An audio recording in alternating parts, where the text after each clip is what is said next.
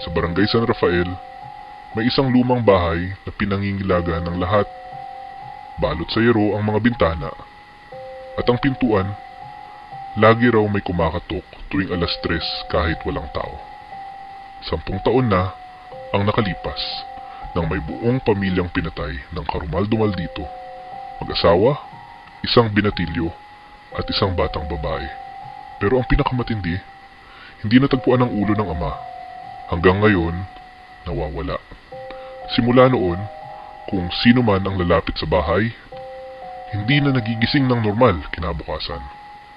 Isang gabi dahil sa pustahan, pumasok ang 3 kabataan. Si Jace, Rona at Pipoy. May dala silang flashlight at cellphone para i-record ang lahat. Pagkapasok nila, napansin nilang walang alikabok ang sahig. Parang may naglilinis pa rin tuwing gabi. Nang umakyat sila sa 2nd floor, may biglang tunog ng kutsilyong hinahasa. Kala nila, guni-guni lang. Hanggang may bumagsak na laruang may bahid ng dugo sa harap nila. Umalis na tayo, bulong ni Rona. Pero hindi pa sila nakakababa nang may mabilis na pag-aspas sa hagdan. Parang may tumatakbong bata. Kasunod nun, may boses na pabulong mula sa dilim. Nasaan ang ulo ni Papa?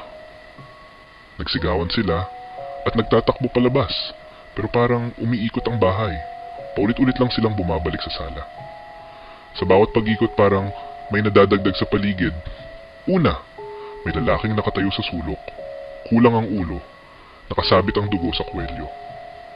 Pangalawa, may batang umiiyak sa ilalim ng mesa. Hawak-hawak ang manika nitong may hiwa sa leeg. Pangatlo, may babaeng nakanganga. Tila sumisigaw. Pero walang lumalabas na boses. Hanggang makita nila ang isang pintong nakabukas sa dulo ng pasilyo. Doon nila nakita ang kwarto ng pamilya. May mga damit, litrato at kumot na nakalatag. Parang hindi pa talaga umaalis ang nakatira. Pero ang pinakakatakot, sa gitna ng kwarto, may mesa. At sa ibabaw nito, may bungkus ng buhok, bagong hiwa, basa pa sa dugo. Biglang nagsara ang pinto sa likod nila.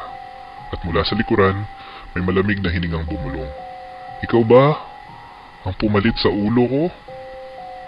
Napatili si Pipoy pero hindi iyon ang pinakamasama. Kinabukasan, natagpuan ng 3. Si Jace, nakahiga sa sala, nanginginig. Si Rona, nakalabas sa bahay pero bulag na sa takot. At si Pipoy, nakita sa harap ng bahay, nakaupo, nakayuko. Sa kandungan niya isang lumang ulong duguan. At mula noon, sinasabi ng mga taga San Rafael, huwag kang magsusugal sa bahay na yon. Dahil kapag pumasok ka, may kapalit na ulo ang lalabas.